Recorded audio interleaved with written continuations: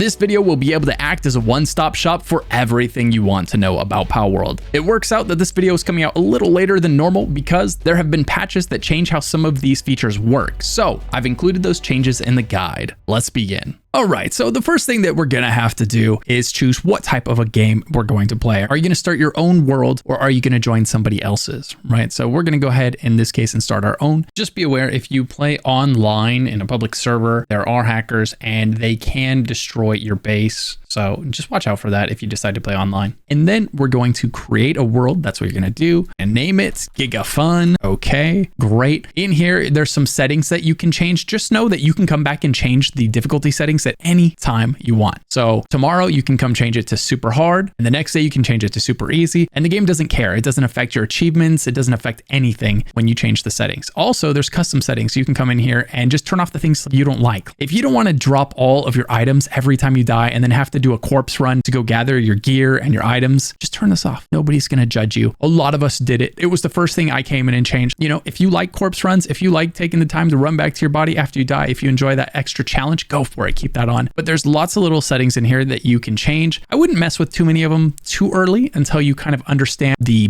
balance of the game so you know what you're changing, right? But like corpse running, that's one that's a simple, like some people love it, some people don't. You can change that one before you get started. That's no harm. So with the world created, the difficulty chosen, we're going to create our character. Nothing much to say about the character creation. Make something that you like or something that's going to make you laugh. And it's beautiful. So the world's your oyster. Start the game. The game's going to give you a quick little cutscene. We're going to go ahead and skip that for now. And then you're going to spawn into the world. The first thing that you're going to want to do is turn around and run backwards, just like any good RPG. Every once in a while, you'll find yourself waiting for your pals to gather materials for you. That's when it's a perfect time to explore the universe in Star Trek Fleet Command. And there's never been a better time to jump in. If you want to scratch that Star Trek itch, be sure to use the link in the description or the QR code on screen to download the game for free right now. I love the new wave defense that they've added in. You and your allies survive as long as you can while increasingly difficult waves of enemies swarm your defenses. But that's not all they've added in recently. The Star Trek Enterprise arc continues into February with its second stage. The classic NX-01 Enterprise is now playable and part of the X-Borg faction extension. 2 new officers have also been added for you to collect, Captain Archer and Captain Tron, and 10 core Star Trek Enterprise themed missions and 10 side missions have been added. This is a massive amount of new content for you to dive into, but if you're one of the few that have never played,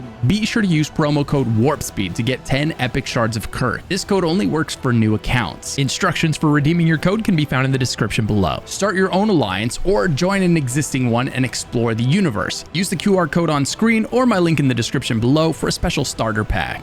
It's cross-platform, so you can play it on your PC or you can play it on your phone while your pals are gathering or building for you. Thank you, Star Trek Fleet Command, for sponsoring this massive video. I couldn't have done it without you, and thank you guys for listening. Now let's get back to the video. There are secrets behind where you spawn. So the game's telling you to go forwards, but if you go backwards, you're rewarded for your curiosity. We got a copper key, some arrows, and some gold coins. Copper keys are going to be incredibly useful in this game because they're going to open up chests. So just like that chest, we were able to open it up without a key. There's going to be chests in the world that require you to have a key in order to open them. The arrows are also awesome because bows are one of the best weapons in this game until you get to weapons and rifles and shotguns later on. Those bows are incredibly handy in whittling down the HP of pals that you find so that you can better catch them. Now, the first thing that you're greeted with is a fast travel shrine here. You run up to these and you touch them. They go from red to blue, and now you can fast travel to this location from any other fast travel location. So to fast travel, you have to run up to a fast travel location and then travel to another one. You cannot simply open the map and teleport to one. Okay. And then there's an NPC there. When you see an NPC sitting around, go talk to them. They will usually give you materials. So when we go talk to him, he'll give us some materials, and same is true of any NPC we see sitting around. And let's see what we got from this one. It looks like 10 wood. Perfect. That's going to be great for getting our base started. And you'll notice in the top right, there's little instructions on what to do. That's going to be your little guide at the beginning of the game. It says open the build menu and select primitive workbench, open the technology screen from the menu and unlock a pal sphere. And then it says craft a pal sphere. Okay, no problem. So first thing it wants us to do is build a workbench, which brings us to the first phase of this game, which is going to be building your first base. A lot of the beginning of the game is just building that first base and kind of learning how the building mechanics work. There are a ton of great spots for building your base in this game, an absolute ton of them. But the biggest piece of advice I can give you is to make sure that it is a large open area, because your base is going to have a ton of things in it, and very likely your first base is going to be probably your primary base. It just kind of happens to work out like that in a convenient way. You know, it's got all the structures, it's got all of the things in it because you've been building at it from the beginning. And so just make sure you pick a nice large plot of land. Otherwise, you do run into issues where your pals are getting stuck behind buildings, behind objects, behind, you know, waterfalls. It's all kinds of things. The AI is good, but it does have its limitations. And so if you build your base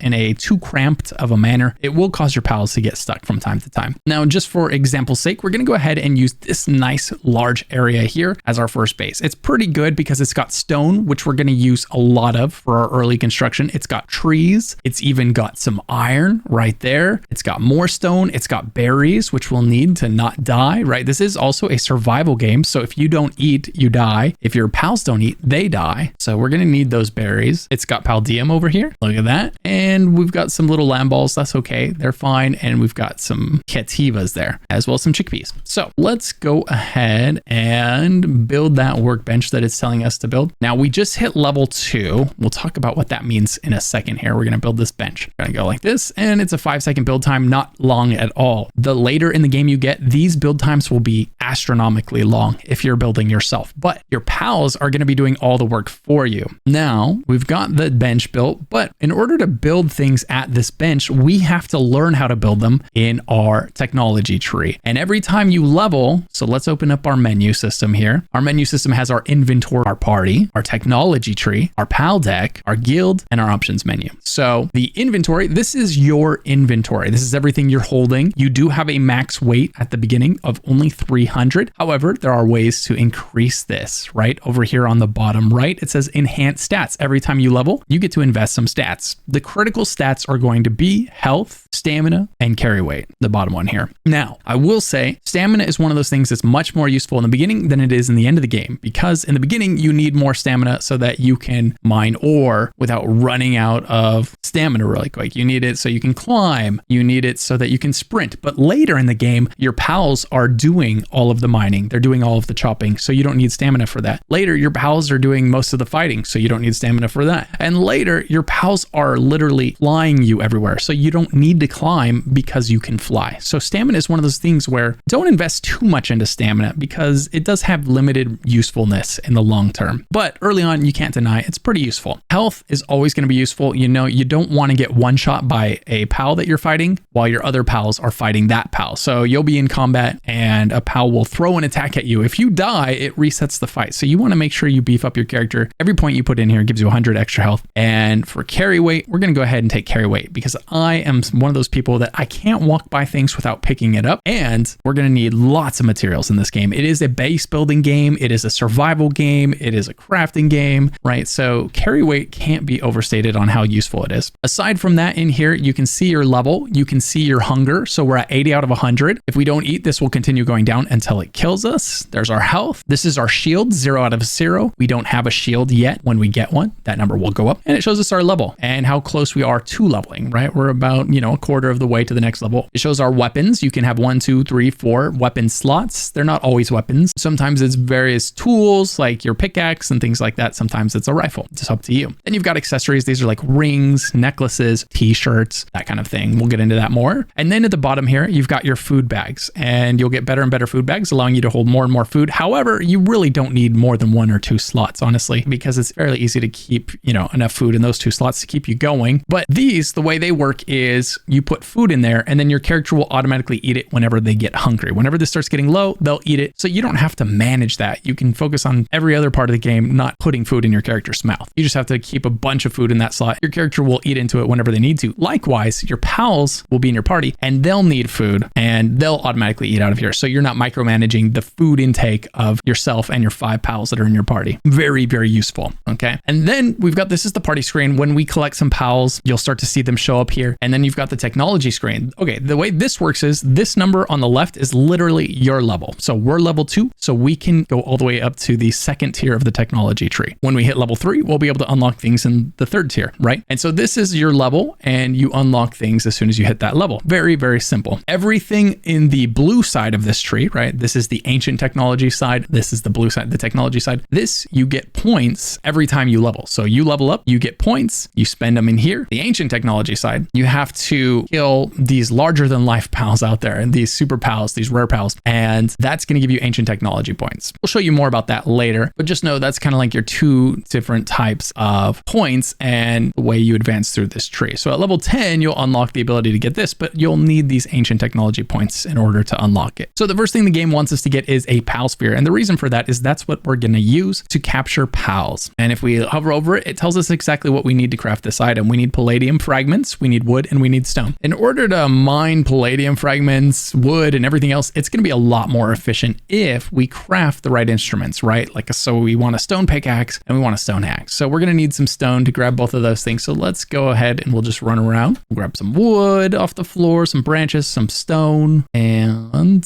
see if we can find a few more stone on the ground here. There's one. Okay, good. Oh yeah. So let's go ahead and build those really quick. We're going to go ahead and build the pickaxe. And like I mentioned, right now you're going to do the building, but later your pals are going to do all of this work where you're standing at the bench, like crafting things, because the build time on them goes up exponentially and they craft much, much faster than you later. And then of course, we're going to craft a bunch of pal spheres, palladium, wood, stone. So we're going to craft as many as we can, which is only 2 right now. It's okay. We're going to be able to collect a lot more palladium real easily with that pickaxe that we got. Now, the items automatically went into our weapon slots because we didn't have anything there. If you already had weapons here, you'd have to, you know, just drag them in there like that. Simple enough. Collect this palladium here. We're going to need tons of this. And you can see on the left side of the screen how much we're getting there. 4, 5. So we got 5 there. We also leveled up from gathering. You do level up. You do get experience from gathering, from crafting, from catching pals, from killing pals. All of these things give you quite a bit of experience. This is a level 33 Mamores. This is not something you want to mess with at this point. If you accidentally hit him, he's going to be a problem for you. We're going to go ahead and catch this guy. Let's go ahead and whittle him down just a little bit. So he sees here, the lower his health, the easier he is to catch. Perfect. There we go. We caught him. Now we're going to unlock our pal box. So we come into here, pal box. Yes. Now this is the center point of your base. Basically, the building area of your base will be a giant circle around this pal box. So where you put this is very, very important. So what it also means is everything inside of its radius is also what your pals will gather from. For instance, if we were to put the pal box over here next to the water, half of our base would be unusable because we can't just be building structures in the water conveniently. I mean, we actually, technically, we kind of could because we can build out over the water a little bit to kind of like take advantage of that. But for the most part, you want to put it in the middle. So what we're going to do is open up the build menu. Now you can tab through the different build menus at the top here. You can see all of them. You've got production, then pals, then you've got storage, food, infrastructure, lighting, foundation, defense, other, furniture, right? These are all going to open up as you unlock them in your technology tree. So in order to build the pal box, we need 8 wood and 3 stone. So we need a bit more wood and a bit more stone. So let's go over here. And another thing you're going to want to keep in mind is when you're building, don't build over top of your nodes. So these nodes are going to respawn. Like this stone node is going to respawn, and that's going to be good for you.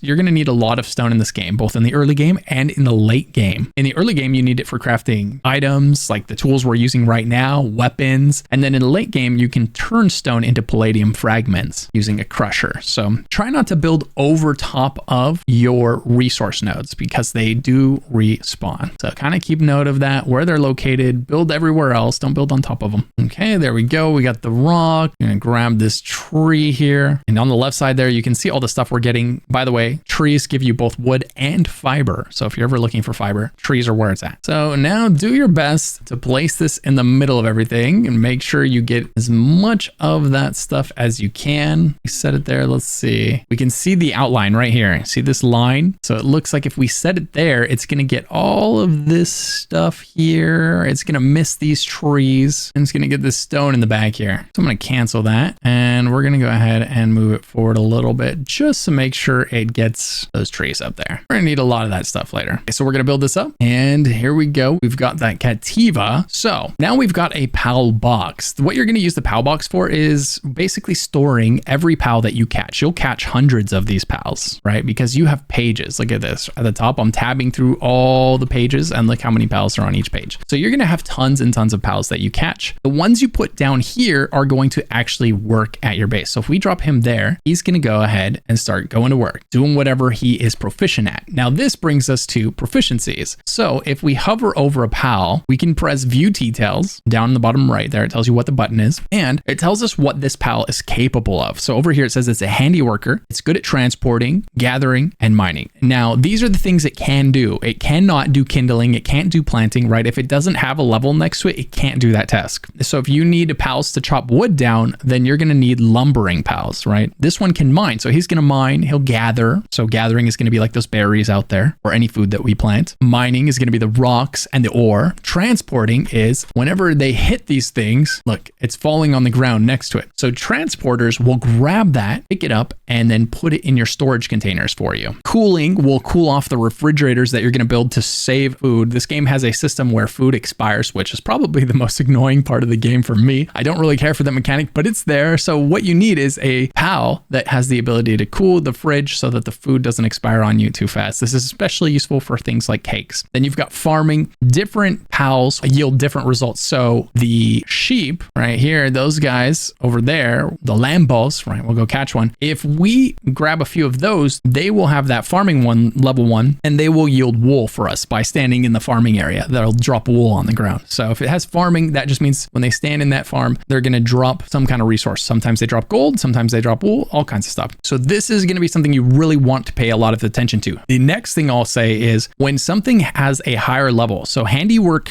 2 is exponentially faster than handiwork 1. And what handiworking is like if you want to build 100 of any item at a bench, like this one right here. Let's say we were going to come over here and we wanted it to build 100 PAL spheres, right? The handiworker trait is what allows one of the PALs to do that for you. So one with handiwork level 2 is going to do it way faster than a handiwork level 1. And if they have handiwork level 4, man, it flies. Okay, so that's what that is. That's what those levels mean. So now our hunger, we're getting pretty hungry here. We're down to 36 out of 100. So what we can do is just right click on PC or whatever that button is on console. I'm not sure. Sorry about that. Right? We right click it and then we choose who we want to give the food to. Right now, we don't have any PALs in our party, so it's just showing me. We'll click on ourselves. And there, now we went up from 30 to 50. Held off that hunger just a little bit. Now we leveled up, open, and strengthen our stats. It says, okay, we're going to go ahead and up our weight again. We want to be able to carry lots of stuff because we're going to be doing a little bit of gathering ourselves in the beginning. It says capture 5 lamb balls, earn XP bonus, increase your player strength by capturing 30 PALs, build up your base until it reaches level 7. Okay, so it's starting to get dark. We will freeze at night if it gets dark and we don't have certain things. You will actually die from the cold. Your health will just start depleting slowly but surely until you die. So you want to have either a bed to sleep in when it hits night, or you want to have a torch. So what we're going to do is we're going to come over here, and what we're going to do is come into our technology tree and we're going to get wooden structure so that we can build our base out of wood. So now we have all of the options to build our base, and it's getting dark, so we better do this quick. We'll put that there. In order to have a structure you can sleep in, all you need is a roof over your head. So these 3 items right here, right? The floor, the wall, and then the roof is all you need. And then we need a bed. So we'll unlock the bed. And in order to craft the bed, we need some wool. And look at that. We have a lamb ball right here ready to provide exactly that. We'll just give him some love taps here, get him nice and low for us. Catch him. And when you catch a PAL, you get the resource. And there we got 3 wool, right? So you don't have to kill a PAL to get the resource that it drops when you kill it. You can also just catch it, and catching it gives you more XP, especially the first 10 times that you catch it. You get an XP bonus. Now we're going to build the bed. All right. And we'll go ahead and build this. And our Cativa is a handy worker. So when he runs over here, he'll help us build this thing. Watch the time. It's at 12, 11, and then he touches it and it jumped down to 6 seconds left, right? So it doubled the speed that we crafted it for us. Now we can come here and go to sleep. So we just interact with the bed. That puts us to sleep, and that skips the nighttime. It's just great because we don't want it to be night. Nighttime is painful for our character right now. Not very warm. We don't have any clothes. Now what we need is we need a box, right? Because our pals are making a mess. They're gathering materials, but then they're leaving them on the floor. That's because they have nowhere to put those materials. So we're going to create a box, which means we have to come into our technology tree, unlock wooden chest. So what we'll do is we'll open up our menu and place that wooden chest. And it's nice to have your chest near your PAL box. One, because it's central location location. So wherever they're coming from to place these materials, they don't have to go very far, right? As opposed to having to turn in place the opposite end of your base, right? So go like this. And if you put materials, so if we put this stone in here, then you'll know to always bring the stone here, right? He puts like with like. So if there's a box that has a certain material, they'll go ahead and do that. Now you'll notice on the right side, you see some red text. Red text in games is generally important, and this is no different. It says pals without beds will get stressed. So what you're going to want to do is make a bed every time you add a new pal to your base. And every time you level up your base, you're going to be able to have a new pal. So we'll talk about that in a second. Let's give the first guy a bed. I'm into our technology tree, straw pal bed, unlocked. Okay, we have the materials for it. Go ahead and put this down so he's not so stressed. You know, we'll let him sleep right next to us. That's fine.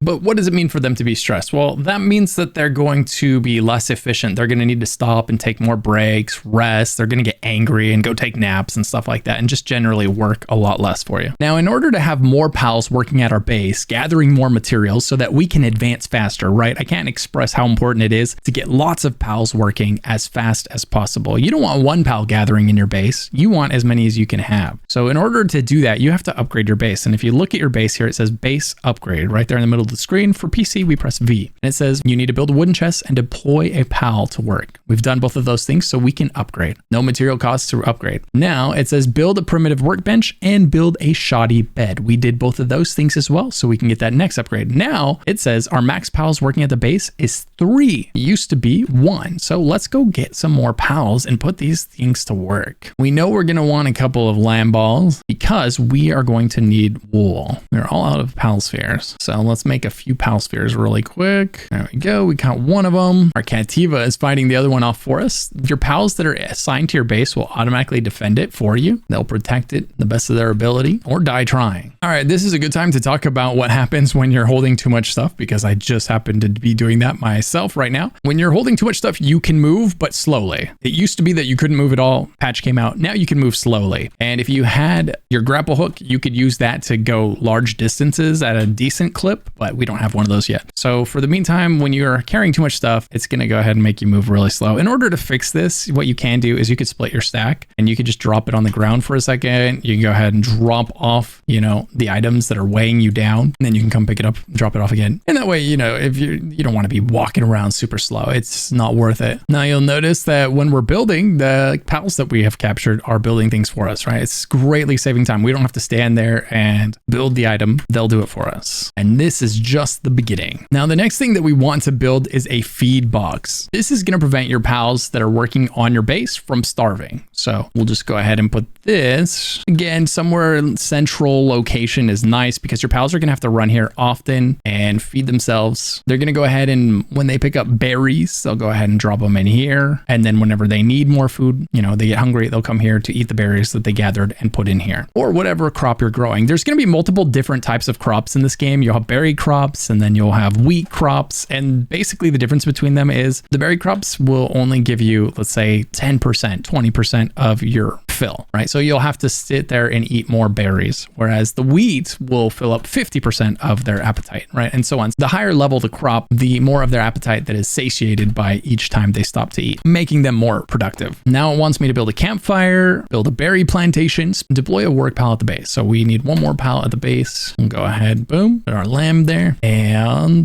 we just need that berry plantation and the campfire. Campfire is easy. As usual, we're gonna have to come in here and unlock the things we want to build. So campfire was one that we wanted, and then the other one is going to be the berry plantation down here. So you'll often have more points than you need. I mean, yeah, if you tried to unlock everything the second that you had access to it, you would run out of points fast. But if you focus on using these points on the things you need to advance your base, it's going to be a good game plan. Also, you know, it's not a bad idea to get a bow when you head out and start trying to take down better pals, right? They are going to get hard. They're going to start doing a lot of damage to you if you let them hit you. So we're going to build that campfire. Campfire is where we could cook meals if we want to. You can put this thing anywhere, but if you stand in it or if your pals stand in it, it will hurt them. So just kind of be aware of that. ahead and put it right here. The other thing we want to make is a berry plantation. Again, making sure not to cover your valuable resources that you have. So we'll put this right here. Here comes our army of builders to build it for us. All right, it says that we can upgrade the base now because we built those items. And the next thing it wants is build the PAL gear workbench and the statue of power. Okay, both of these things are pretty important. So let's talk about these. First, we have to come into our technology tree and unlock them. Repair bench. Oh, we're going to grab that because we are going to need to repair our stuff at some point. Every time you use an item or take damage, your gear or your item are going to lose durability and eventually they will break and become basically useless. So you're going to need to use that repair bench to repair them. Okay, so we've got the PAL gear workbench, which needs wood and cloth. We're going to go ahead and unlock cloth so that we can make cloth. Here we go. Cloth. Yes. We'll go ahead and do max. Get that made. And we're also going to unlock the statue of power. So the statue of power, let's talk about that right now because this is an important one. The statue of power is what you use, right? You're going to see these green effigies. That's what that bright green glowing object is over here. We'll go grab it. You're going to collect these while you're playing. They're all over the world and there's way more in the game than you need to max out your statue of power. I max mine out and I still run into them all over the place on my other account. So we come to the statue of power here and it says offer lift monk effigies to enhance your capture power. So basically the more of those green glowing things you get, you're going to be able to come back here and click enhance. Yes. Now it says I need 4 more to go to the next level and it's going to continually improve your chances of capturing pals. So you're going to want to collect as many of those green things as you can and then when you're able to come back here and upgrade your ability to capture them. Now when you're building your base, you're going to be tempted to put objects really close to each other, but I'm going to tell you not to do that. Don't put benches that you're going to assign your pals to next to each other, like too close, and don't put them right next to a node. Like this one is kind of dangerous. So I might find myself in a situation later where I'm trying to assign a pal to this, right? So sometimes when you're trying to assign a pal to a station, if there's another station right next to it, the pal will automatically try to grab the next station, even though it can't even work at that station. So it's going to not work and it can be kind of frustrating. So just kind of leave space between each station so that the pals don't get confused about which station you're trying to assign them to when you throw them at the station. One of the things in this game that you can do is if there's something you really need done, you want it to be a priority for a pal, you can pick up a pal and you can assign them to that task. So we came to this guy and we said, no, I don't want you attacking this one. You know, I need you over here on something else. I want you mining this rock. Right? So then it'll reassign them. And then on the left side, it says fixed assignment to rock. There it goes. Right. So you can tell your pals what you want their focus to be as long as it's something they have the proficiency for. Right. And it's worth noting that just because they can mine doesn't mean they can mine everything. So it takes level 2 mining proficiency in order to be able to mine ore. So if you have something that has level 1 mining, it won't be able to touch that ore node in your base until you find a pal that has level 2 mining. And this is very much the beginning of the game. You know, it's just coming here, upgrading your bench, trying to move your base forward, get as many pals working in your base as possible early on so that you kind of constantly have that passive resource generation happening while you're doing everything else in the game. Again, now it wants us to build a crusher, a stone pit, and a logging site. So we'll go ahead and do that. As always, that'll start by us going into the technology tree and unlocking the ability to build those things. We need a logging site and a stone pit. So we've got to level first, which means it's time to go catch a few Pokemon because that's the easiest way to get lots of experience. Because remember, the first 10 pals you catch give massive bonus XP with them. So once you've caught 10 of a pal, there's really no need to catch more of it unless you're doing it for a very specific purpose, like, you know, combining them and stuff like that, which we'll talk about in a moment. All right, now I've switched over to my main character who's pretty much maxed out and has everything the game has to offer at this point so that we can go over this stuff more efficiently without having to grab materials every time I want to make a new bench and all of these things. So let's talk about it. So one of the things that you're going to want to do in this game is as you're progressing, you're going to keep leveling up your pal bench until your pal box can hold 15 out of 15. You can change the settings so that when you keep upgrading it, it keeps letting you have more pals in your base all the way up to 20 out of 20, which is what I've done here. I have 20 pals working. Otherwise, once you get to level 15 in your pal box, the upgrades become useless. It doesn't keep adding pals for some reason. So you have to go in there and change a setting so that it will keep adding pals all the way up to 20. So you're going to do that and you're going to keep branching out. You're going to keep exploring, finding new pals, capturing them so that you're taming more and more pals so that your base is getting more and more efficient. efficient. Really, base efficiency is a massive part of this game. It's one of the biggest parts of this game, you know, kind of finding all of the different things that work really well at various tasks. So in my base, for instance, we have this guy here, Jormuntide, right? Because he has level 4 watering. So when something needs water, he goes over there and he drops waterfalls on it and gets it done really fast and really efficiently. So when I need to crush stone to make palladium, he's going to do it faster than anybody else can, right? The only way to do it faster would be to get a level 5 one, or if it had some passive skills over here that increased its efficiency at working, which is possible. There's like artisan and things like this that make them work faster, and they're really good things to have on your pals when they're assigned to your base. We've also got this guy who's got level 3 electricity. We've got Anubis, who is a level 4 handyman, right? So when you need something built at one of your benches, he builds it faster than anybody. So you start to seek out these ones that have level 4 skills so that when a task needs to be done that requires that skill, they're going to get it done. And a lot of times, the more focused they are, like this guy has level 4 kindling and nothing else, which is nice because when they're multifaceted, like this guy, he waters, he handymans, he mines, he freezes, and he gathers things and puts them away. So he does a lot of different things. He wears a lot of hats, which is useful and also a pain at the same time because the AI is not always perfect. So you might need something crafted at a bench, but instead of crafting the thing at the bench, he's going to go over and mine your 8 billionth stone, and you don't need more stone. You need the thing at the bench. And so then you have to go pick them up and throw them at the bench, right? Whereas if he was just a handyman, like Anubis here, he's a handyman and a miner and a gatherer, right? So it's much more likely he's going to be doing the thing that you want him to do because he doesn't have as many ulterior things that can kind of distract him from the tasks when they're at hand. Or, you know, Jormuntide Ignis here, who only does kindling. So when I need ore turned into ingots, like this guy will walk over there and get it done really fast, and he won't be distracted by any other tasks, right? So it is nice to hyper focus your pals as much as you can. It's not always an option, especially early on.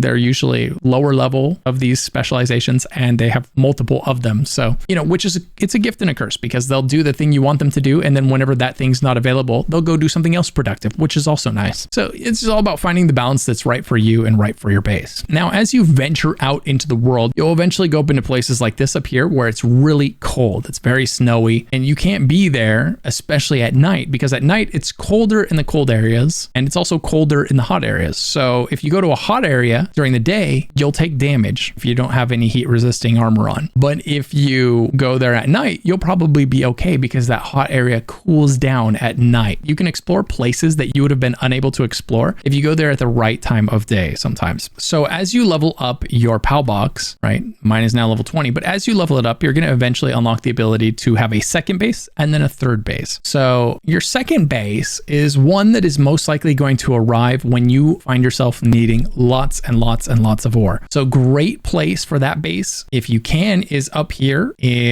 at about 181, and see in the bottom left of the map, it shows you the coordinates. It says 181 -38 right there. And go to that place on your map. Even before you're able to travel there, just go put your cursor over it and then leave a marker. See, you can leave a marker, so you could just go to a place and then pick the marker that you want to put there. And that way, you know, you're trying to get to that point at some point. And the reason is, if we fast travel to it, it has tons of ore. Well, mine doesn't have a ton right now because they have been constantly mining it, but it's got tons of ore. And so they're constantly collecting the ore for me and the coal, because this place also has coal, which is why it's nice. It's going to give you coal that you need. It's going to give you ore that you need, and you're going to need lots of those things mid game. So this is a great second base. Alternatively, you could come down here. It's easier to get to 10 -534. And this is going to be a spot with tons of ore as well. But eventually you're going to go ahead and have your alternate bases up and running, gathering whatever extra materials you find yourself short on most of the time. Like I said, most likely it's going to be ore, especially if your first base didn't have a ton of ore. And you're going to find yourself running into these towers like this one, the Tower of the Rain Syndicate. These are kind of like your boss battles in this game. You go and you fight another PAL trainer and their PAL. So you go there, you fight them, you eventually defeat them, and you'll get a nice technology point, right? That's the ones that help you unlock your ancient technology items over here on the right. You get some of those, as well as a ton of experience experience and some items for defeating that. You'll also find things like this. There's little caves, right? You'll just be wandering around and then you'll find a hole in the wall and you can go on in and it says enter dungeon. And you can come on in here and say yes. And there's this massive cave system. This is the closest thing to a dungeon that this game has. And you'll wander through it and eventually you'll get to the end and there'll be 2 chests and those chests will have loot for you like accessories. And this is where you would get things like accessories, shirts, necklaces, amulets,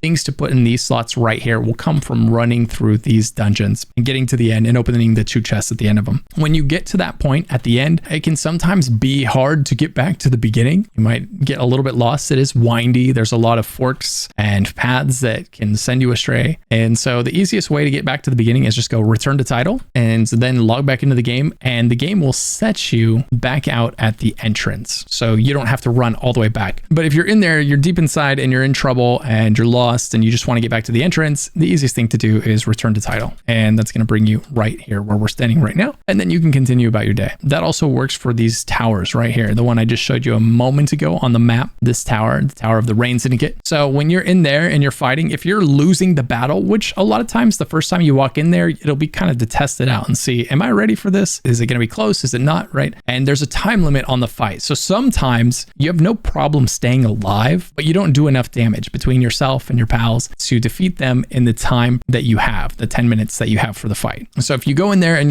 you realize you're going to lose, you're either going to die or you're just going to run out of time and you don't want to have to deal with all of that again, you can just return to title, log out and log back in, and it'll put you outside of it. So you don't have to run back for your corpse, right? Because if you do die, you're going to have to run all the way back to that tower. You're going to have to run all the way back to that dungeon that you were in and gather your corpse. So that's how the dungeons work in the game. That's how the towers work. And then when you defeat the tower, it's going to actually give you a waypoint on top of it, along with a chunk of XP and an ancient technology point. We'll go ahead and fast travel to the top of it here. And from up here, you can get a nice view of the surrounding area. You can see the things that load in from a really long distance are those green effigies. You'll be able to see them from a mile away, 10 miles away at night. You can see them from everywhere. You can see the egg right there, the little dot that looks like it's an egg. Eggs respawn. So when you see an egg out in the wild, grab it. And then if it's a really good egg, don't be afraid to visit again. See if you get lucky again, get another good egg. Eggs and gathering eggs like these. One of the best things to do in this game early on is get the Nightwing flying mount and get the saddle on that bad boy. And we'll show you where you can do that right now. So your base is right here. And then right down here, there will oftentimes be Nightwings and you'll be able to grab one of them. So right there's a Nightwing. If you capture one of those, you can upgrade at your base. Now let's talk about that actually, because that's really important. Not only can you unlock the ability to have structures, but you can also in your technology tree unlock the ability to ride pals, to equip them with weapons and all kinds of cool stuff like that. So here's the Nightwing lock at level 15. So after you get to 15 and capture a Nightwing, this is going to be your first flying mount most likely. And once you get flying in this game, it completely changes the game. It completely changes everything. All of a sudden, you're able to go anywhere, anytime. Doesn't matter how high, how far, how dangerous. You can fly over the dangerous. You can get to the cool stuff. You can gather it and you can come back with your loot. So the Nightwing is going to completely change the way you play the game. It's going to let you run around and get effigies easier. It's going to let you run around and get eggs, which is going to be one of the biggest power spikes that you have by far in this game, is getting your flying mount and then going to high level areas and gathering eggs. And then when you come back, you'll bring those eggs to incubators. So you'll have an incubator in your base and you can put a fire next to it. And if it's too cold, it'll say it's cold or it's really cold or it's kind of cold. And you can put a fire next to it. If it's cold, that'll heat it up and that'll help it hatch faster. Or in the settings right now, what I've done for the purposes of this video is I have taken the incubation settings to 0. So when I put an egg in there, rather than having to wait an hour, it's instantly ready, which, no shame in it if you want to turn something like that on, because look at that. We got a Pyron knocked, right? That's a very nice pal. Now there's no shame in it because you're going to collect tons of eggs. You're going to go out and you'll come back with 10 eggs easy. And if it's taking 5 to 30 minutes to hatch one egg, it becomes kind of cumbersome. You're just constantly having to come back and check on your eggs. So, you know, if you have a huge batch of eggs, don't be afraid to go into your settings and just change that, knock it down to half or 0 and open up all your eggs if you want to see what you got. But yeah, like I said, this is the best way to get pals that are above your weight class, right? They're above your level. You just fly into high level areas with your flying mount and grab the eggs, and then you come back here and you open them, and it's like a little lottery. Like, what did I get? What I get? And you get some really, really powerful pals that way. So in order to do that, you're going to use this bench right here, your pal gear workbench. This is where you craft any pal gear. And when you craft pal gear, you might wonder, where did it go? Well, if you come into your inventory, you have this tab at the top. It says key items. Click on that. All of your pal gear that you've ever made is sitting in here. Fortunately, it doesn't take up your actual inventory spots. It's right in here, and it's put to work automatically. So you don't have to like equip it on the pal. You don't have to slot it, anything like that. Just anytime you have the pal that applies to out, it's in effect automatically, right? So very, very nice. And at level 15, you get the Nightwing saddle, which allows you to fly the Nightwing, which is basically, you know, it's just a slower version of the one I'm riding right now. This Jet Riggin, this is like the fastest mount. This is your end game one. You get to level 50, you go catch this guy, and then now you can go around the world at ridiculous speeds and get everything done that much faster. Very handy. So that's your big task at level 15. If you haven't done it yet, catch a Nightwing and craft your saddle. You want to have that done right away, and then boom, from that point on, now you are playing a game where you can fly, and it completely changes the dynamic of what is and isn't possible, where you can go, what you can explore. Another thing that you'll run into at that point is you'll start now getting into areas where it's cold outside or hot outside. So right now my character is wearing heat resistant gear, so that's why it's red. And if I put this one on, this is the cold resistance gear, and that's why it's white/blue. Okay, so very color coordinated there. And you'll be able to craft this armor at your benches as you unlock it in your technology tree, and that's going to let you go into those areas. You can also wear these shirts, these thermal shirts that you can grab. You can grab these from merchants, and that'll help as well. So you're 15, you can fly. The map's really opened up to you now. You're collecting effigies like a madman because you can just basically go out at night and fly into the sky on your mount, and you can see effigies from miles away, and you can just beeline it to them. You can just fly to them, catch them, and you'll be able to upgrade your ability to catch pals at your statue of power here, right? Mine is maxed out, and that'll help you capture those high level pals because it can be quite difficult to capture those guys. Even when you're 50 and you're maxed out, it's good, and you have the best pal spheres in the game, it's going to take a while to capture them sometimes. Now let's quickly talk about the map. Since we keep opening it up and talking about it, let's go ahead and go over what everything we're looking at means. Okay, so you've got this symbol right here. These are your teleport points. These are fast travel points. You find them, you touch them. When you're in the sky and you see something glowing red, it's most likely one of these that you haven't found yet. So you'll fly to it, touch it. Now you can fast travel there moving forward. When you see these symbols, it's going to be like this one right here, level 40 Siblex. So you can go there and defeat this rare pal, this super pal, right? They're larger than normal pals of their variety and also more difficult. And if you capture them, they're stronger as well. So these are very nice to capture if you're looking for that type of pal. And you get a ancient technology point for the purple section of your technology tree right over here, which is going to let you get these things. So whenever you want to unlock the next one of these, you just open up the map and you look for the ones that you haven't done yet. Like we haven't done Elizabeth somehow. We just missed that one. So we'd run over there, find her. Sometimes it's underground. Sometimes it's above ground. So if you go to the marker on the map and you don't see them, it's because they're under you. So you got to go find a cave entrance and then wander into the cave, and then boom, you'll find the pal and you'll be able to defeat it there. And sometimes you'll see this round circle on the floor with this waypoint in the middle. You go inside and you fight the pal there. The end result is the same. You end up getting your ancient technology point. You end up possibly capturing one of the larger pals and all that good stuff. This symbol here is your base. You can have up to 3 of them on the map. So whenever you see one of those, that's one of your bases. You'll very quickly become familiar with that as you're going from one to the next, gathering materials that your pals have harvested and taking it to your central location where you're doing all your crafting. We talked about the towers where you can go and you can fight the pal owners and their pals, right? It's a little fight where you fight both the pal and the owner at the same time. It's a good power check. It can be pretty tough. So go in prepared. And again, if you're struggling, you can always exit back the menu and,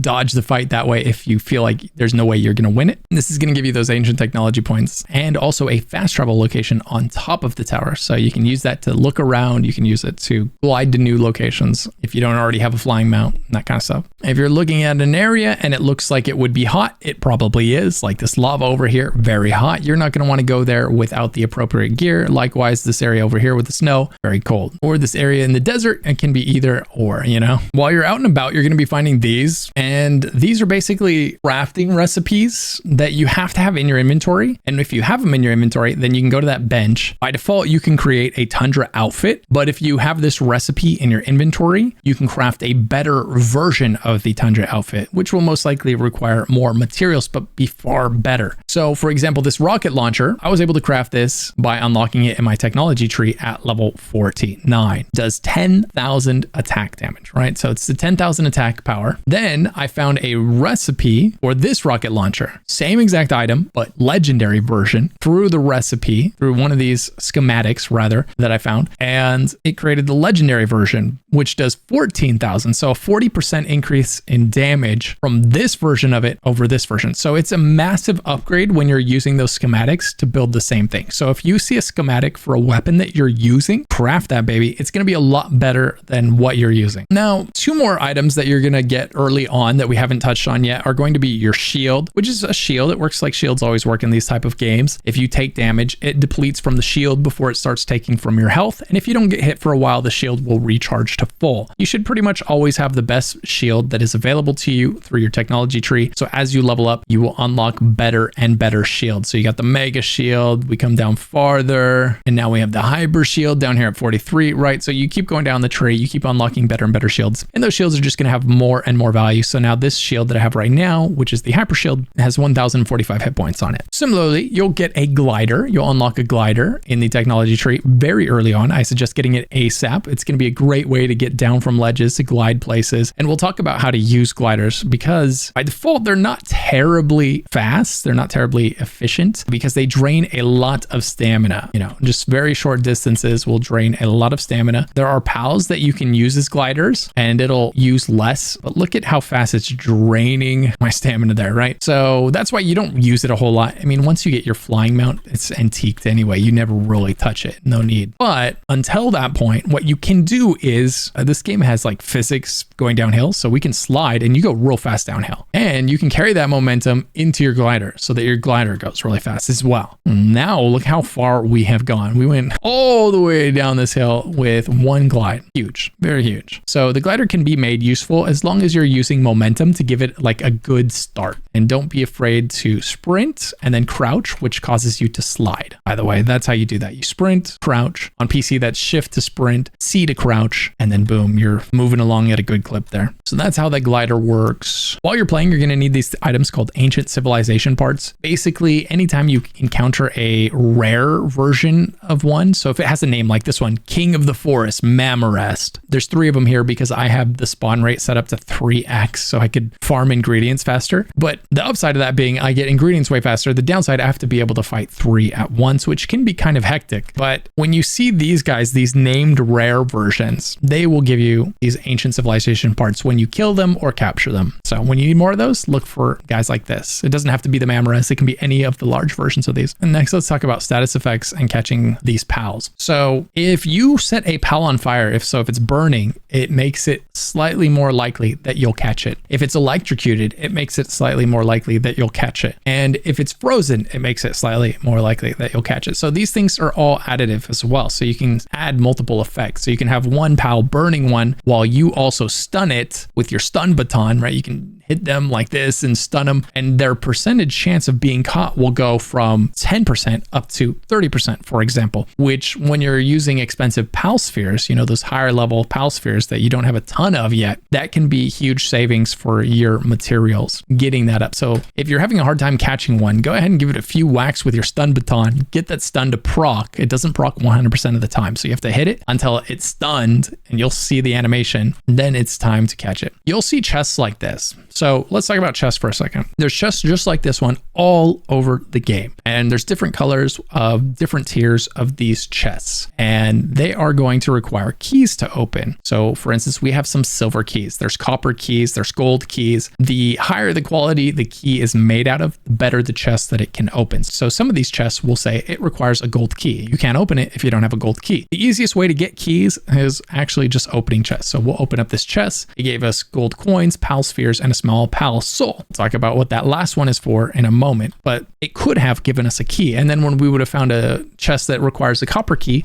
we would have been able to open it because we had the copper key. Or in this case, if it required a silver key, we'd be able to open it. And here's an example of a chest that requires a copper key, which we don't have, so we can't open it. So hold on to those keys when you find them. Keep them on your person. Don't put them in chests. The better the chests, the better the rewards, as you'd figure. The thing about chests is they respawn. So if you open a chest, you leave for a while and you come back the next time you're playing, or later on after it's respawned, it'll be there again. Same thing for eggs. If you go out and you collect a bunch of eggs, not this type of egg, by the way, this is not the egg. These are just for consumption. Put that here. You feed it to your Pokemon, you feed it to yourself, whatever. Those are different. You'll find eggs like this all over the place. Sometimes they'll be red, scorching egg. And as you can guess, you're probably going to get a fire pal, right? And if it had a lightning design, you get a lightning pal. And if it had snow, snowflakes, you're going to get a cold pal, right? So the eggs are very transparent as far as like what's probably inside for you there. You're going to capture these all over the place. And like I mentioned, this is going to be the best way to get new pals that you haven't found yet early on. As soon as you can fly, run around, grab those eggs. I just got a large damp one, so I got a water one, and you will collect them all over the place. And if you go into high level zones, you'll get high level eggs. If you're in low level zones, you're probably going to get low level eggs. If it's just a regular egg, it's going to be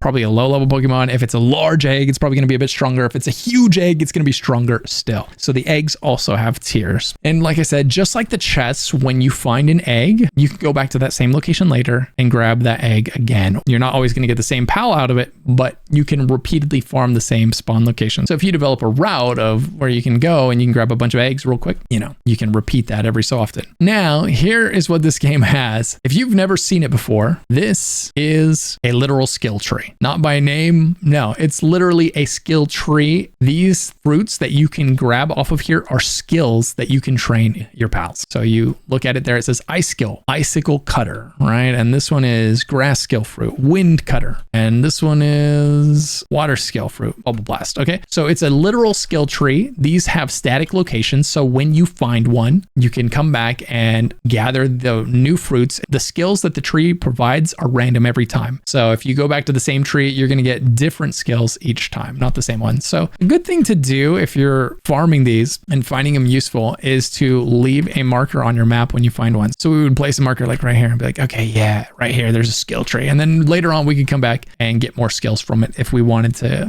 beef up one of our pals that we found. Now, sometimes you're going to want to get up high, especially before you have a flying mount or especially before you have a fast flying mount. Like these night wings, they fly, but they fly slow and they don't have a ton of stamina. So you're going to have to touch the ground a lot, recharge your stamina. It can be kind of a pain. So one of the things you can do when you need to cover a lot of elevation, all right, you can climb on top of them and launches you up in the air. And from here, you can get up on that high ledge you were trying to get to. Easy peasy. Anytime there's like a really high ledge like this one, it's just like you'd expect. There's something up here. So in this case, it's an egg. Sometimes it's an effigy. But I guarantee you, if you go to every single one of these peaks, there will be something worth stopping by to grab. And that's another thing about this game. It's very often worth exploring places. They've done a pretty good job of putting things at the top of every peak and in the bottom of every valley, or on the ledge of a wall. Like, so if you travel out to some place saying, I wonder what's up there, I wonder what's over there, there's usually something that made it worth you making that trip. Now, occasionally while you're playing, your base is going to get raided. You'll see this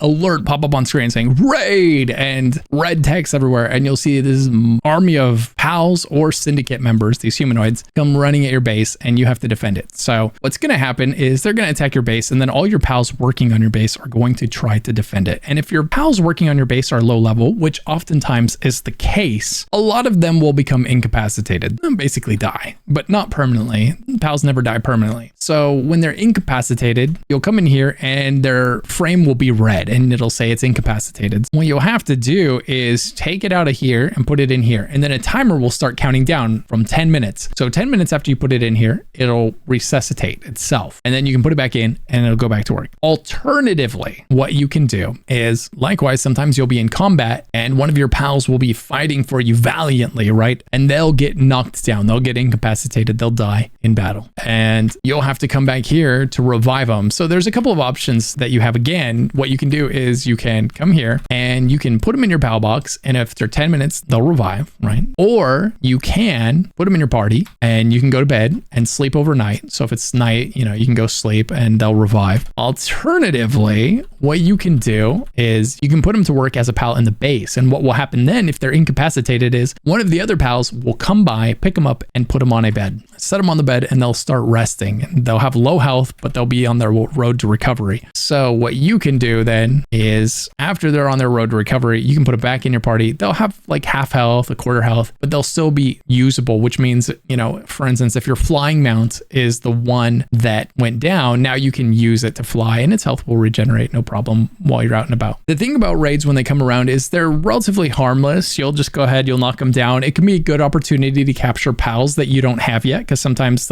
there will be a bunch of random pals you've never seen before. And so you can try to get them down weak and capture them. It can be difficult sometimes because you've got your whole base worth of pals attacking them. So hitting them while they're low health, but while they're still alive can be tough. And the primary thing to watch out for when these assaults on your base happen is that if they shoot fire attacks at your wood structures, they'll burn down. They will catch on fire. And if you don't have water pals that come over and put out the fire, which they'll do automatically if you have water pals assigned to your base. But if your water pals go down in the fight, they're incapacitated. Or if you don't have any water pals, the wood will burn until it falls apart. And you could lose an entire base that way. The whole thing will burn to the ground and you'll lose all of your structures that you had put up inside of your wood base. So you can see here, I have a wood base and then I put this little wall here in front of it because all of my raids come from the same direction. And likewise for you, that will be the case, right? They'll always come from the same direction so you can kind of plan it. So if they come into the base from over here and they start shooting at all my pals, which is what they do, boom, boom, launching attacks kind of recklessly, hitting everything, they'll hit this wall here, but they won't ever light my base on fire behind the wall. So just something to consider is, you know, having a line of defense between your very flammable house and the enemies that are attacking it, just so that you don't have anything horrible happen to you. Now let's talk about some of the less intuitive structures that you're going to be putting in your base, right? A lot of this is fairly obvious. It's like, you know, you build a wheat farm and then it grows wheat. And then your pals eat the wheat. Great, that's simple, that's straightforward, it's easy enough. Or, you know, you build this assembly line, this weapon assembly line, and it allows you to build better weapons, okay? Straightforward enough. However, then you have these like this right here, these power capacity things that you can unlock. Then there's things like this flame cauldron here, which if we come to the technology menu, it tells us that the flame cauldron placed in your base to improve the kindling efficiency of pals. So you definitely want one of these in your base. Likewise, you want the electricity version. You want, you know,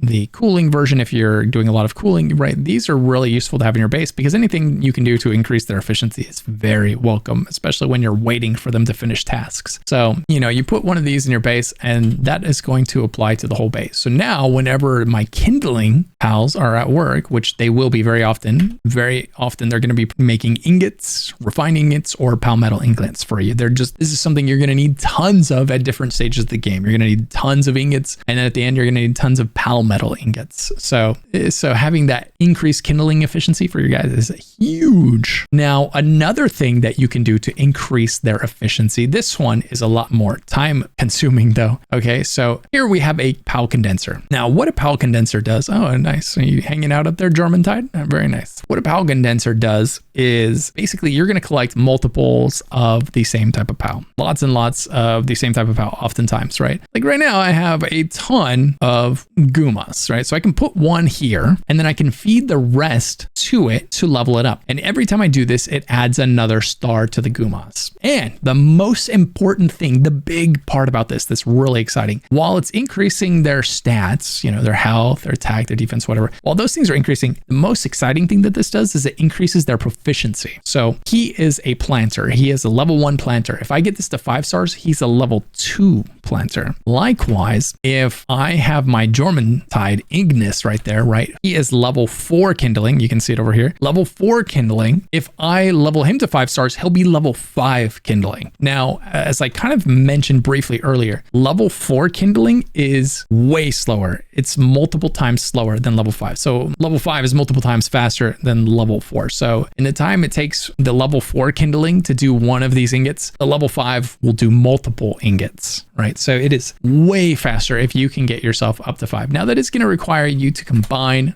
pals in the condenser. The first time you do it, right, it's only going to require 4. It says right here. So we put 1, 2, 3, 4. Begin it? Yes. Good. So now we have a 1-star chickpea. So if we put that in there, now it's going to require 16. And if we do it again, it's going to require like 32 and then 64, right? It just goes up and up. So you're going to need a lot of one PAL type to get to the max stars. So if you do decide to use the condenser and increase the number of stars of a certain type of PAL for this proficiency bonus, what I would highly recommend doing is going into the settings and tripling their spawn rate. So every time you find one of that PAL, you instead find 3. And this way, you're going to farm out the 100+ PALs you need to hit max stars 3 times faster. Just thank me later. Trust me, you want to do that. Otherwise, this is going to take you years, okay? Unless you want it to take years, well, then, do your thing. So this is the way the PAL condenser menu works. Another thing that you're going to have is different size beds. So this is the basic bed, this little straw mat. Then here's like the medium, right? And this is the deluxe bed. And this is the nice one. So you can see that I have like large pals, like Germantide. He does not sleep well if we try to make him sleep on one of these beds, right? So we make some of these big ones so that those big boys like that, they can have a nice place to sleep. And then this bed is like, it's the medium, it's the better version of the small bed. They just get a better night's rest, which improves their condition. As you can see, mine are weakened, fractured. In the top right there, I've got one guy's weakened, another's fractured,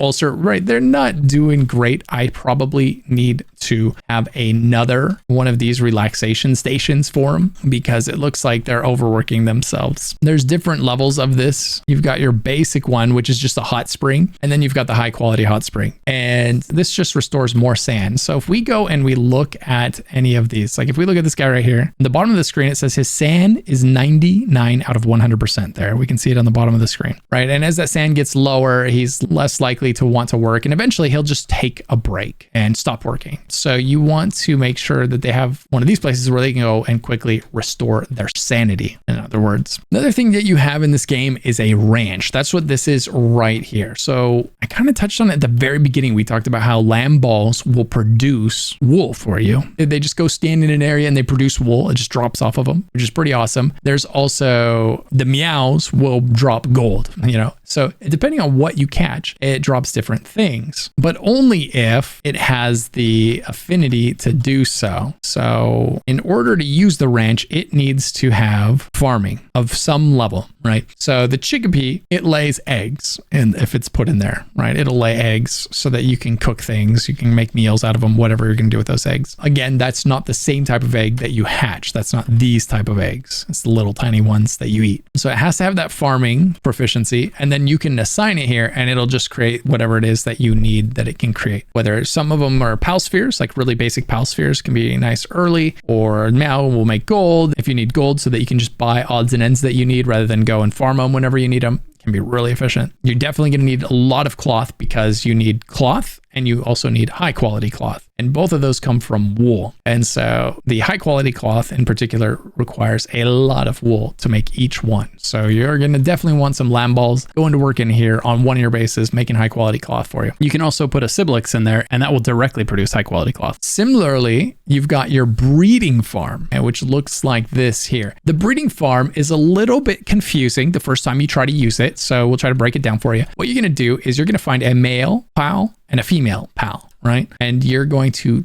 throw them, literally throw them in here. You'll pick them up and toss them in here. And when we throw it in here, see it says fixed assignment to breeding farm. When we throw it in here and we look at this, it says, okay, we have one female in here. Now I need to find a male and I can put that in here and they'll mate and eventually hatch an egg. And there's predetermined outcomes. So if you know what you want, you can look up what 2 pals make it, or you can experiment on your own and throw 2 random pals and see what you get. Totally up to you. Now it says 2 things, male and female female not present, and also not enough cake. So there's 2 requirements to make this work. You have to have a 1 male and 1 female, and then you also have to put cake in here. And cake's probably the biggest pain in the butt part of this whole process. So you'll put cake in here once you've made it. Now, cake is made of a bunch of ingredients that have a tendency to go bad on you, and that's what makes it kind of a pain. So if you come over to where you cook, and we can look at the cake. Here's the cake, and it says we need flour, red berries, milk, egg, honey. So those chickpeas are going to make those eggs. The flour you can get from your little wheat farm right there. The milk you can get from cows. The honey you can get from bees. So you go out and kill bees and they drop tons of honey. You have to craft the cake, which is made out of ingredients that go bad over time. So they'll literally disappear on you if you don't use them fast enough. And you create a cake, which also goes bad if you don't use it fast enough. So that's probably the biggest pain of the whole breeding process, is all of the ingredients going bad on you and the cakes going bad on you, and just making sure that, you know, everything kind of times out right so that the cake is here and they eat it, you know, and the cakes aren't just going bad on you. And that's where your refrigerators are going to kind of come into play. You can make little coolers like this one here, and then you can put your ingredients inside of there so that they'll stay good longer.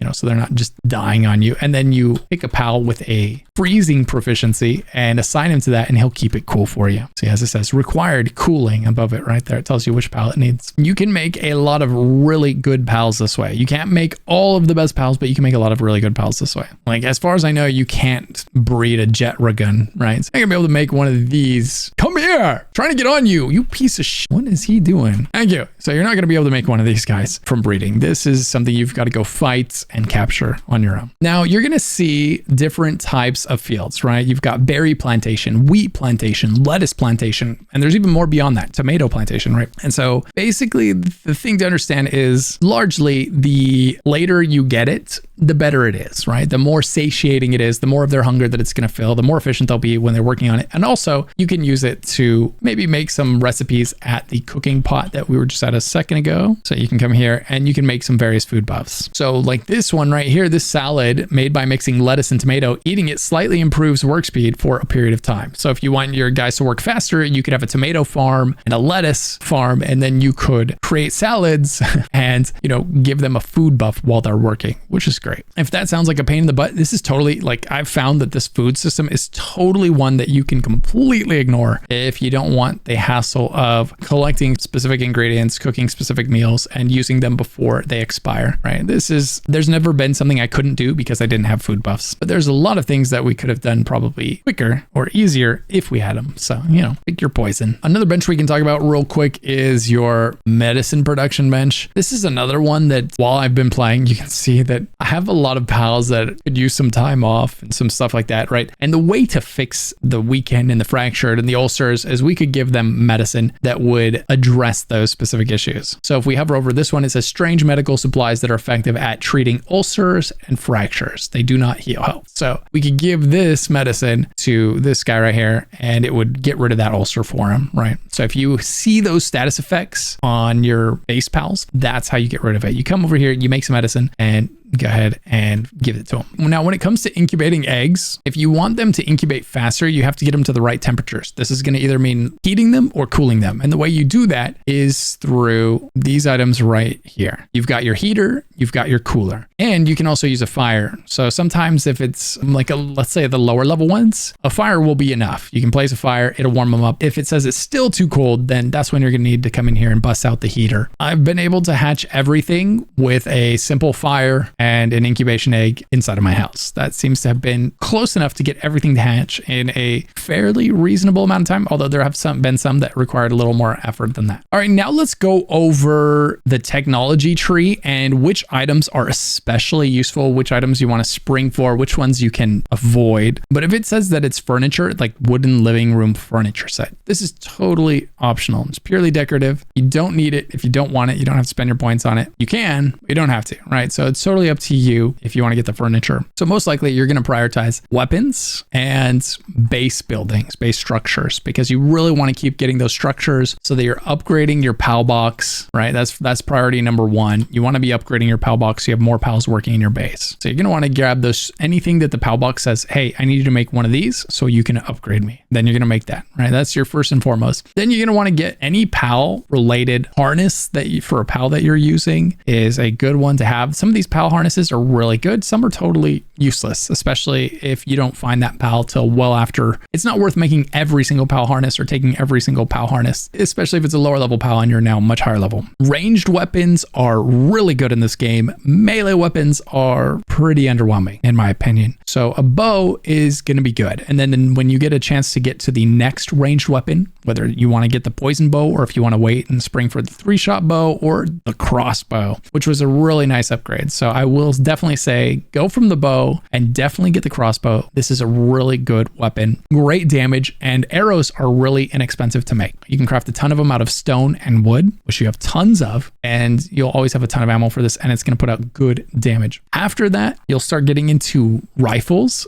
and these can do really good damage. They can. My favorite is probably the pump action shotgun. This thing puts out so much damage. It sends tons of pellets at the enemy that each do more damage than one of your arrows does, right? So each pellet from the shotgun does more damage than your arrow. So it's big damage. Love this one. Definitely grab it. As far as armor goes, you're definitely going to want to get yourself at least one heat resistant and one cold resistant armor set. And if you have the materials, you can get the latest and greatest version, right? Because there's refined metal, then there's PAL ingot version. As you go down, there's always a new version here is the heat resistant PAL metal armor, right? But just make sure you have one heat and one cold resistant so you can explore those areas when you want to. And you're pretty much always just going to need to have one of each in your inventory. So we've got the hot one in here, got the cold one on our character right now. This alarm bell alerts your base. So what will happen is your base is very reactive. If something attacks it, as soon as they are being attacked, they will all like spring to action and they'll start fighting back. So that means the enemies get a few seconds of maybe free reign on attacking some of them. But you could use this bell to change their status to fight mode. You can alert them and they'll all be ready when the enemies walk up and they can annihilate them, right? So this bell can be good for that if you want to spring for something like that and actually take the time to use it. It can also be useful for resetting them. Your pals will get stuck a lot in this game. In my base here, you know, I've got a pal stuck over there right now. It's part my fault because of the way I've designed this base. Lesson learned. An easy way to fix that is to either sleep or to return the title and come back into the game, which will fix all of their AI. It'll put them back in the middle of the base and they'll all go start doing the task. Because sometimes you'll put a task on one of these things. I'll say, I want 80 of these and something will distract them and then they'll never come back and do it. And if that happens, just go back to title, come back into game, and then they'll go over here and they'll start doing it. Alternatively, you can try to carry them over here one by one and force them to do it, assign them to the task. It's really up to you how you handle that, but either of those will solve that problem for you while it exists. Early on, you're going to need stone, and your guys are going to be gathering lots of stone. And then in the mid game, you're not going to really need stone as much. You will need it a little bit for cement and various odds and ends, but you won't need a ton of it. And you might be tempted to back off on stone production. But let me tell you, don't do it because you're going to want lots of stone. You'll come here to this crusher and here you can make paldium fragments out of stone. Every 5 stone makes a paldium fragment, which is huge. This is really big because you're going to want lots of paldium because you need those paldium ingots to make all the best items in the game, the best structures in the game. The rockets require paldium ingots, right? And that's the strongest weapon in the game. So you're going to need lots of these paldium ingots, which means you're going to lots of that paldium ore that you're going to get from that crusher. So stone is much more useful than it's going to feel like it is in the middle of the game. If ever you're trying to make something, you know, it says, oh, you need this item and you can't figure out where you're supposed to craft it, what bench it is that you can craft it at, just come into your technology tree. One of two things is happening. One, you just don't have the right bench up or you haven't found it in your base, or two, you haven't unlocked the ability to craft it yet, which happened to me a lot of times. Like I was like, man, I just need to make some cloth. Which bench do I use to make cloth? Why can't I find it? It's because I hadn't come in here and upgraded and learned how to make cloth. And then as soon as I did that, boom, it was visible at the first bench I went to. So if you're ever looking for something to make sure you come in your technology tree and make sure you learned how to make it, no matter how simple or straightforward that item seems like it is, like nails even, you know, got to learn how to make nails. You have 3 different storage chest options in this game. So you've got your most basic one here. This holds 10 items, the wooden chest. Then you've got your metal chest, which can hold 24 items. Then you have your refined metal chest, which can hold 40 items. So if you're ever doing a cost benefit analysis on which one you should make, it goes 10, 24, 40. Right? So it goes up pretty substantially each time you craft one of the better ones. So if you ever have excess materials on hand, it can be nice to get all your materials in one place so that when you come to offload materials, you just go to one and you hit quick stack, this button right here. Boom. And look how much of my inventory I just freed up. This thing was packed, right? And I just hit quick stack and it automatically takes anything that has a stack in this chest and puts it in there. Super, super handy. Quick stack is going to be your friend when it comes to managing your inventory in this game. Now, if you're playing this game with friends, one of the things that you're going to be trying to do together is collect all of the pals. You're going to be trying to collect every pal in the game, right? So as you're working your way through the list, trying to collect them all, looking for the ones you don't have, looking for the ones your friend doesn't have, one of the things you can do is you can go into your party menu and you can drop a pal. I can touch this guy and I say drop. Note, players from other guilds will be able to pick up drop the pals. So we can drop this and there he is. There's my pal, right? He's just hanging out. So if you have pals that your friend doesn't have and they have pals that you don't have, you can trade them, you know, even if just temporarily, you can give it to them. They can pick it up, then they can give it back to you. And then that way their pal deck will be filled out. They'll be able to come into their pal deck and look at all the information about that pal, you know, what its gathering is. They'll be able to get the achievements that are associated with collecting all the pals. They'll be able to come in here and look at the pal's habitat. So if they want to go catch more of them themselves, they can come in here and see the hotspots, right? This is where they spawn. All that information. So you and a friend can exchange pals and help each other complete your pal decks. Really, really handy. Another little bonus tip is that when you're using this grappling gun, it has a 8-second cooldown, but if you take it off and put it on, it resets the cooldown. So you can use it as fast as you are willing to take it off, put it on, use it again, right? I think that takes it down to what, a 2-second cooldown instead of an 8-second cooldown. If you're in a pinch, if you're over encumbered, you're walking at a snail's pace, this is a really good way to get around faster, you know, get to that storage chest sooner so you can drop off your load. Another thing worth noting about your stamina in this game is your stamina and your pal's stamina are different, right? So we've got this much stamina. Get it on our pal. He's got his own stamina. So we can fly up into the sky, right? Way up here. And he's running out of stamina, right? And we're like, well, we want him to recharge his stamina. So we can get off our pal and glide for a bit, let him recharge his stamina. And then after he's recharged his stamina, we can get on him.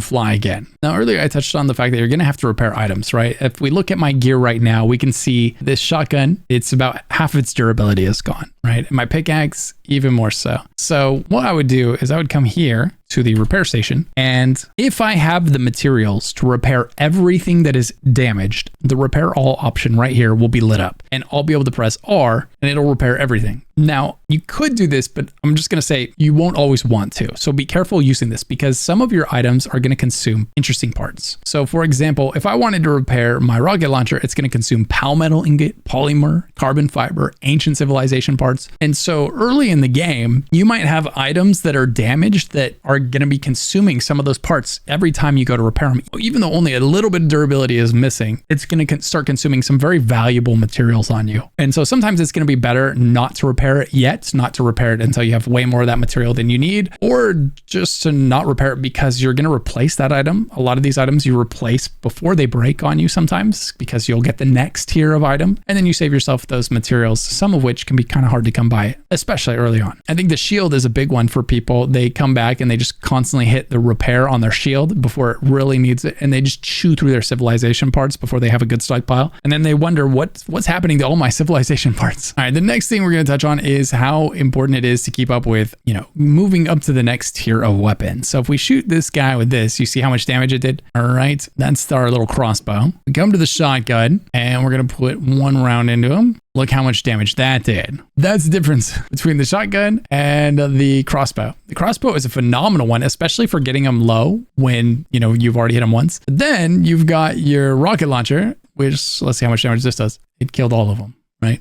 Just killed 100% of their health. So next tiers of weapons will do considerably more damage than the tier before them. So stay on top of those weapon upgrades. When you unlock another tier of weapon, it's definitely worth considering, you know, go ahead, grab it. Now I'm going to briefly show you the elemental advantage chart. So here we have the Palworld elemental chart, right? It's pretty normal, but it's kind of unique because it has this tangent over on the right side where, you know, you've got an extra few elements in there, but water beats fire, beats grass, beats ground, beats electricity, right? So you've got that circle of elements of weaknesses and strengths. And then, so water would be neutral to grass, but it's strong to fire. Fire's weak to water, strong to grass, but neutral to electric, right? So if it's not next to each other, then they're neutral. And then fire is strong against ice, which is strong against dragons, which is strong against dark, which is strong against neutral. Now, when you're putting together parties, one thing that's definitely worth keeping in mind is the perks that these guys have with them. So if you look right here, in fact, let's talk about this in a little bit of depth because this is kind of an important section we haven't really dove too deep into yet. We've got extra information right now. So far, all we've talked about, right? You've got work suitability, which we talk about in the base building section and how important all of that is. But then over here on this side, you've got your partner skill. And this one says, when fighting together, increases players' movement speed and applies grass damage to the player's attacks. So in this right here can be some really powerful bonuses that make them worth having in your party, even if you're not going to use them just as a party buffer. They'll buff everybody else in the party. They'll buff your other pals. They'll buff you, right? So there's pals that have buffs right here that will just flat out increase your damage by a lot, right? Or increase your survivability by a lot, or both, right? So keep in mind when you're putting your parties together, look at these passives because sometimes you have a pal that's like your favorite pal and you just want that pal to perform better. Well, you can get other pals that buff that pal and make him super strong, and they stack. So if you were to get multiple of the same pal with one of these buffs, it'll give you that buff each time you have that pal in your party. So it'll give you, if you have 3 of them, it'll give you 3 times the buff. That stacking nature can make this a super OP strategy. It also tells you their active skills and what element they are. So if you know you're fighting frost, you're going to want to bring some guys with a lot of fire abilities. And then over here, you've got your passive skills. Now, these passive skills are really important both for combat and for your base. So if we look at this one right here, right, it says Musclehead, which sounds great, right? Musclehead, that sounds like, you know, good for combat. Yeah, it's great for combat, 30% more damage, but your work speed is negative 50%. So you would love to have something with Musclehead in your party fighting on the battlefield, but you would hate to have him working in your base because he's working at half speed. So you do not want Musclehead pals in the base. You do not want them in here because they are working at half speed, which means they're basically useless. You should be able to replace them very easily. So alternatively, you know, they can have really positive ones like this one here, 25% increase to the player mining efficiency, right? A mining foreman. Now that's player mining efficiency. So it's buffing your mining efficiency, which is not great because again, you're really not doing any of the gathering in this game. After the beginning of it, you don't do much gathering. You're not chopping down trees. You're not pickaxing the iron. You are just getting the pals that will do that for you passively while you're out exploring the map. If you're spending a significant amount of time chopping trees, gathering stone, gathering ore, right? If you're doing that, then you probably don't have the right setup in your base as far as your pals go. And it's going to be worth checking in. And so every once in a while, you know, you'll collect a ton of pals, you'll have your base running fairly efficiently, and you're in the early game, right? And then you'll go out there, you'll collect a bunch more new pals that you didn't have before. And it'll be worth coming in here and looking and being like, you know, this guy only has level 2 handiwork. I wonder if I've recently collected guys with level 3 or level 4 handiwork, I can replace this guy and it'll be worth replacing him. And this will greatly enhance the efficiency of your base. So just every once in a while, do a thorough little check on who's in your base, especially your main base where you're doing all your production. Make sure you have those level 4 proficiencies, those level 3 proficiencies, right? You want those in your base and get rid of the guys that are only level 1. Now, while you're playing the game, you're occasionally going to gather gold from chests, from enemies, right? You're going to start getting a stockpile of gold. That's this pile right here. I've got 29,000, roughly 30,000 gold, which it doesn't take that long to accumulate some gold if you're after it. Also, you can put a bunch of meows, MAUs, right? Spelled MAU. You can put those in your base and set them to the ranch and they'll produce gold for you. And then you can come to these merchants. So there's these NPCs that look like this, well, there's a lot of different appearances, but here's 2 of them, right? And you talk to them and they'll say, you want to buy? Yeah, let's check it out. And we can look at their wares. And this can be a great way to get things that you don't want to farm, like stages of this game where you're going to need a ton of high quality pal oil to make polymer and stuff like that. So you'll need a lot of this stuff. And one easy way to get a ton of it is to come here and just buy this stuff. Or maybe you want to buy, you know, some heat resistant or cold resistant armor so you can go out and explore some zone that you've been really trying to explore, but you've been not able to because you don't have the heat resistant undershirt or the thermal undershirt, right? And so the location for this one is right here. This is 353, 345. That's the coordinates on the map. This is a great one to, as soon as you have a flying mount, come over here and just unlock the waypoint right next to it. There's a waypoint right here, right next to it. And then anytime you want to come visit these guys, to browse their wares and maybe pick up something that they have, whether it's shotgun shells or other types of ammo or, you know, heat resistant, cold resistant gear, or even schematics. You know, if you want to mess with schematics, go for it. Now, one thing that you can do if you want to is you can capture merchants, but it's pretty hard. It takes a lot of work. You've got to get them really low, and then you have an abysmal capture rate even when they're low.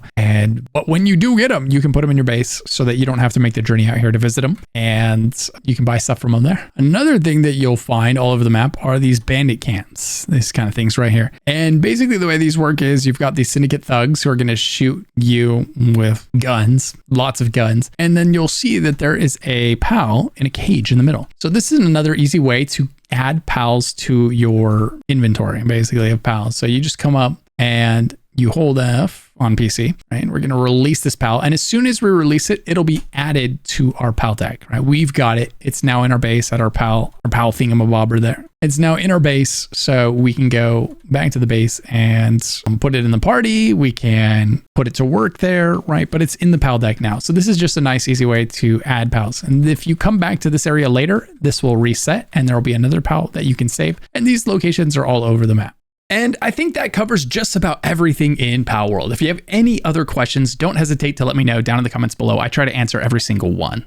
Thanks so much for listening. Let me know if you made it all the way to the end. And if you did, hopefully you enjoyed the video. So do me a huge favor of liking the video or leaving a comment to help with the algorithm. And if you enjoy thorough guides like this one, be sure to subscribe for more. These are my favorite type of guides to make. Massive thank you to my YouTube channel members. Thanks so much for supporting the channel in the big way you do. To become a member of my channel, click the join button below for perks like behind the scenes footage, a private Discord channel, and more. If you enjoyed this video, you'll definitely enjoy the video on screen right now. Thanks for watching, and I'll see you in the next one.